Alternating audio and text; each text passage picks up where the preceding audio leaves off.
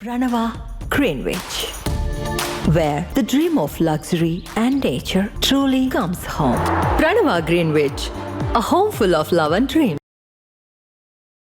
కాషాయ పార్టీలో కీలకంగా ఎదిగిన మల్కాజ్గిరి ఎంపీ ఈటల రాజేందర్కి మున్సిపల్ ఎన్నికల ఫలితాలు మైండ్ బ్లాంక్ చేశాయా? సొంత ఇలాఖా హుజురాబాద్లోనే ఆయన పట్టు తగ్గిందా? మరో ఎంపీ కేంద్ర మంత్రి బండి సంజయ్ కరీంనగర్ కార్పొరేషన్ను కైవసం చేసుకోవడంలో కీ రోల్ పోషించడంతో పార్టీలో బలం బలహీనతల సమీకరణాలు మారిపోయాయా?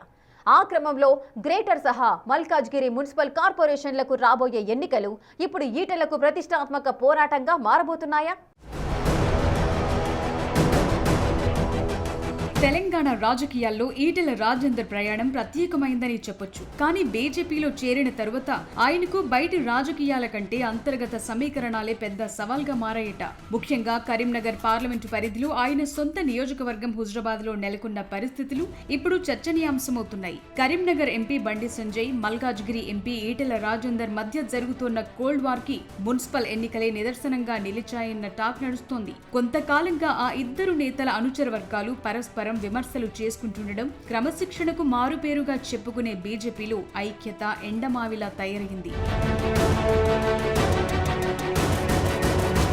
హుజురాబాద్ నియోజకవర్గం ఈటెల రాజకీయ జీవితానికి బలమైన పునాది వేసింది. టీఆర్ఎస్ తో పొలిటికల్ ఎంట్రీ ఇచ్చి అప్పటి కమలాపురం నియోజకవర్గం నుంచి 2 సార్లు ఎమ్మెల్యేగా గెలిచి 2009లో కమలాపురం హుజూర్ నగర్ లో విలీనమవటంతో అక్కడి నుంచి గులాబీ పార్టీ అభ్యర్థిగా వరుసగా 4 సార్లు గెలిచి మంత్రిగా పనిచేసిన చరిత్ర ఆయనది. తరువాత మారిన రాజకీయ పరిణామాలతో టీఆర్ఎస్ ను వీడి బీజేపీలో చేరి 2021లో జరిగిన బైపోల్స్ లో 7సారి ఎమ్మెల్యేగా విజయం సాధించారు. ఆ క్షమంలో హుజురాబాద్ నా గడ్డ, ఎవడడ్డొచ్చినా అంతు చూస్తానని పలుమార్లు ఈటెల హాట్ కామెంట్స్ చేసినప్పటికీ 2023 ఎన్నికల్లో అదే హుజురాబాద్ నుంచి తొలిసారి ఓటమి పాలయ్యారు.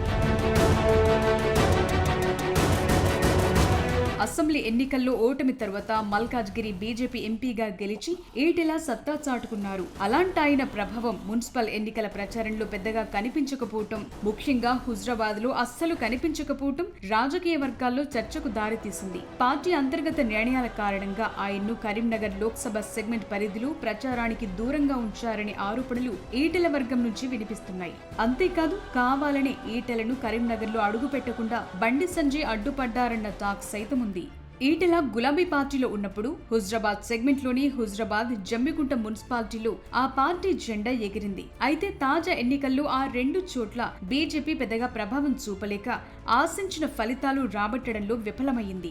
దాంతో బండి సంజయ్ కేవలం కరీంనగర్ కార్పొరేషన్ మీద మాత్రమే ఫోకస్ చేసి ఆ జిల్లాల్లో మున్సిపాలిటీలను పూర్తిగా విస్మరించారన్న విమర్శలు వినిపిస్తున్నాయి. కరీంనగర్ కార్పొరేషన్ మినహాయిస్తే అక్కడ ఉన్న మున్సిపాలిటీలో కాషాయ పార్టీ ప్రభావం చూపలేకపోవడం చర్చనీయాంశమైంది. ఇక కరీంనగర్ కార్పొరేషన్ లో విజయాన్ని కేంద్ర మంత్రిగా బండి సంజయ్ తన రాజకీయ ప్రతిష్టగా భావించి పనిచేశారు. అక్కడ కార్పొరేటర్ గా పనిచేసిన అనుభవంతో స్థానికంగా పట్టు చాటుకుని ఢిల్లీ నాయకత్వం దగ్గర మంచి మార్కులు సంపాదించారు. మరోవైపు ఈటెల రాజేందర్ ను కరీంనగర్ కాదు, కనీసం తన హుజురాబాద్ సెగ్మెంట్ కూడా రానివ్వకపోవటం, ప్రచారం చేయనివ్వకపోవటం ఆ పార్టీలో పెద్ద దుమారమే రేపుతుంది. ఈటెలను దూరం చేయటం బీజేపీకి కరీంనగర్ పార్లమెంట్ సెగ్మెంట్ లో పెద్ద మైనస్ అయిందన్న టాక్ ఆ జిల్లా పార్టీ బీజేపీ వర్గాల్లో నడుస్తోందట. ఇక ఈటెలను సొంత జిల్లాకు వెళ్లనివ్వకుండా ఆయనకు మల్కాజ్గిరి సెగ్మెంట్ లోని మేడ్చల్ పరిధిలోని కొన్ని మున్సిపాలిటీలను అప్పచెప్పారు. ఆ మున్సిపాలిటీల్లోనూ ఈటెల పెద్దగా ప్రభావం చూపలేకపోయారు. కొన్ని చోట్ల మద్దతు రాజకీయాలు చేసి వైస్ చైర్మన్ పదవులు తీసుకోవటం తప్ప సొంతంగా బీజేపీ ఏ మున్సిపాలిటీలోనూ విజయం సాధించలేదు. దాంతో ఈటెల రాజేందర్ పై సొంత పార్టీ నేతలు చేస్తున్న కుటిల రాజకీయాలకు సంబంధించి ఆయన వర్గీయులు అగ్గి మీద గుగ్గిలమవుతున్నారట.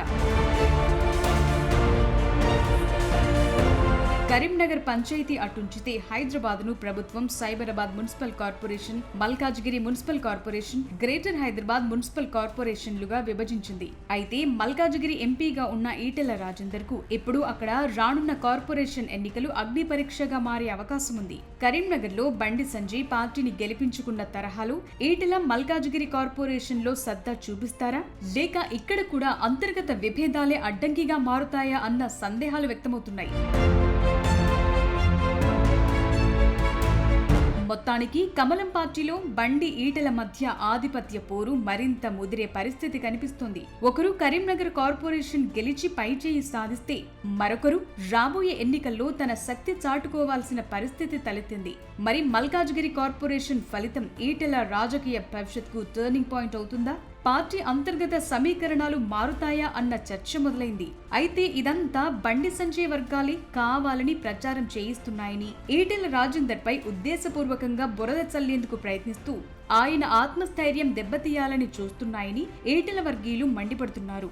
చూడాలి మరి కరీంనగర్ రిజల్ట్ మల్కాజ్గిరిలో రిపీట్ అవుతుందా, లేక ఈటెల విషయంలో మొదటికే మోసం వస్తుందో?